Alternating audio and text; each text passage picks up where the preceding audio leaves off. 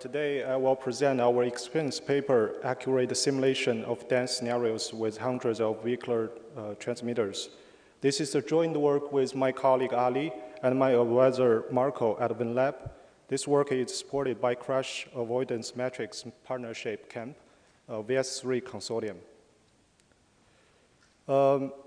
Compared to experiment-based approach, the network simulator remains primary research tool for networking research, especially for large-scale networks. It might be too expensive for an average researcher to conduct an experiment with hundreds, even thousands of transmitters.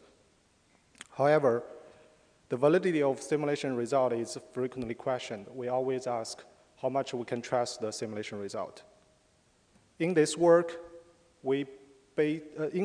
based on the data collected from a set of large-scale vehicular network experiments with up to 400 DRSRC transmitters, we report our experience and the methodology to cross-validate simulation result and the field test result through NS3 simulations. The DSRC is short for Dedicated Short-Range Communication. Dedicated means the band used for DRSRC has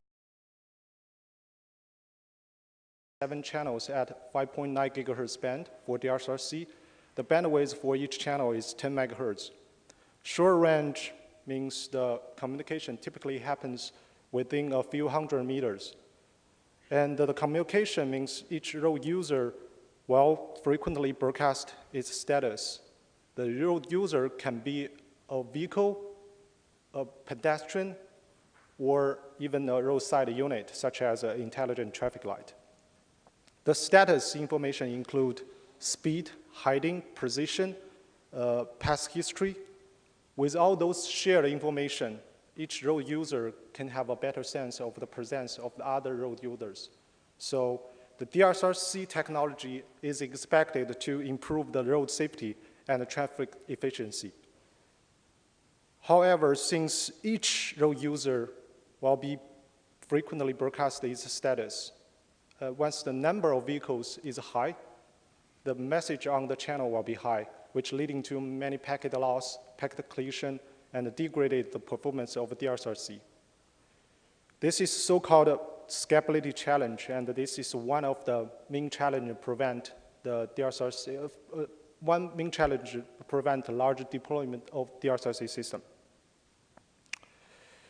To study the scalability issue and also evaluate the performance of DRSRC system, the camp engineers have conducted a set of large-scale field experiments.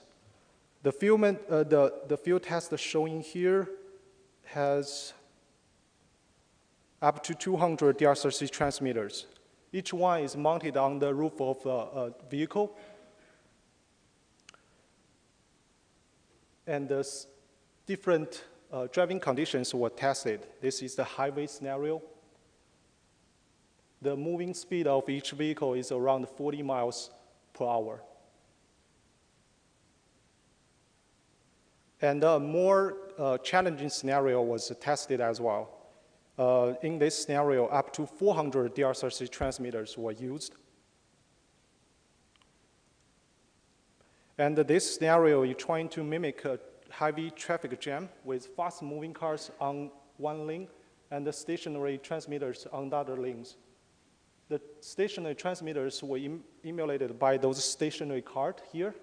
Each stationary card holded 6 DRSRC transmitters. And in total, 66 stationary cards were deployed on a 1,200 meters road.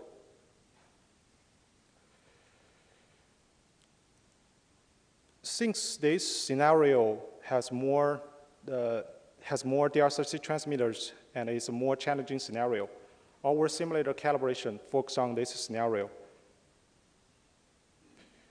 To calibrate the simulator, first we need to recreate the experiment environment in the simulation. First step, we need to reproduce the node movement in the simulation. To do so, our methodology is rely on trace collected from the field test. So each DRSRC transmitter was integrated with GPS device, and the GPS device reported the GPS readings 10 times per second. Those GPS readings were collected and processed and eventually replayed in the simulation.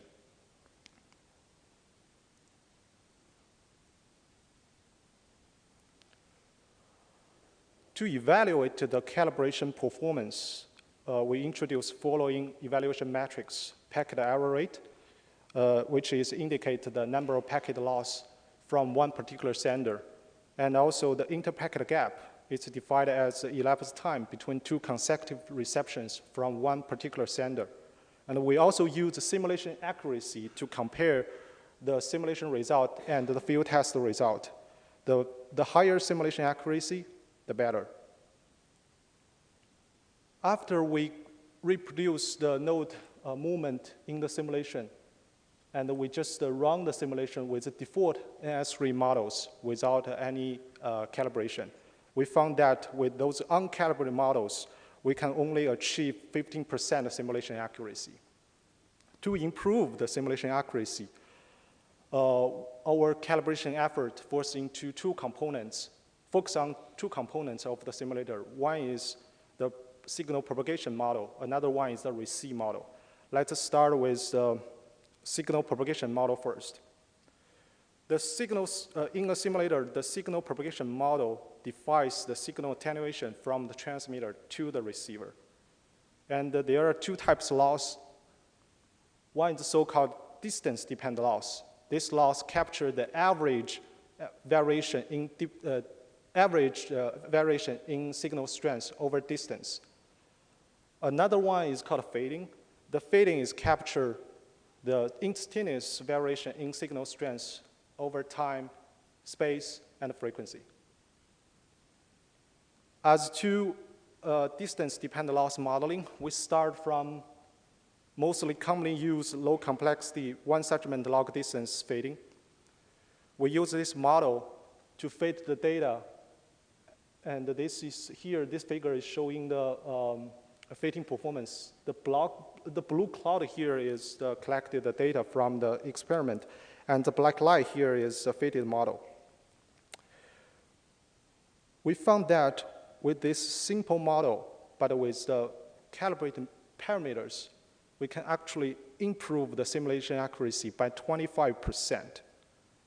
However, after we got this one segment log distance fading, we found that for some large distances, actually the path loss exponent tend to be larger, which means the slope of the model should be deeper. This cannot be captured by the one segment model, so we set up the two segment log distance model and joined by a breakpoint. So before the breakpoint, we use one path loss exponent. After that, we use a deeper path loss exponent. But we still observe that for shorter distance, the collected samples falls into a winding shape. This winding shape is caused by the so-called non-effect, and this non-effect can be modeled by the two-ray model. So finally, our propagation model choice is a two-segment model. Before the breakpoint, we use the two-ray. After that, we use the log distance. Once we get this distance-dependent loss, the fading is extracted from those variations against the average path loss. So with this more appropriate propagation model, we can further obtain 18% simulation accuracy. Next, we were talking about the receive model. The receive in a simulator, the receive model models or defines the receiver behavior once the packet comes in. In this work, we implemented and calibrated a receive model to support frame capture. The frame capture is one important feature in modern radio chip, and it's also enabled in our experiment we studied. And the main concept of the frame capture is that while the receiver receiving a packet with weak signal strength, Another packet comes in with a stronger signal strength. Now we have a packet collision. Without the frame capture, both packets may just lost. But if we have the frame capture, the receiver may be able to switch to the stronger signal, and at least one of the packets can be successfully decoded. In the simulator, the frame capture, to perform the frame capture is controlled by the frame capture model. And we propose a probability-based model, and we calibrated this model based on the data from the camp hardware lab test. With this calibrated receive model, we can further improve the simulation accuracy. And with all calibrated receive model and propagation model, it's possible to achieve 88% simulation accuracy in total. Previously, we have discussed several simulation models, and those simulation models with different model complexity.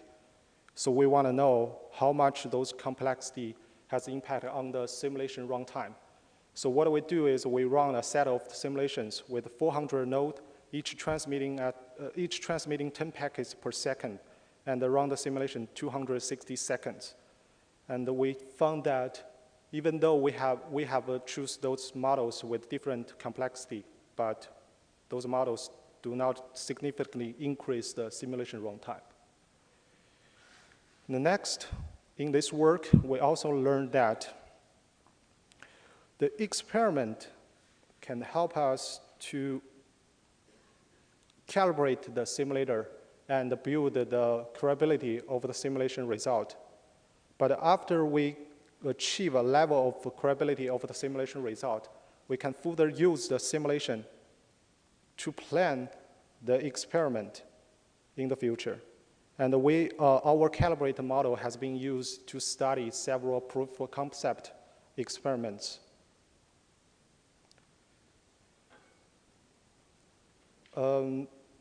Now I would like to conclude my talk.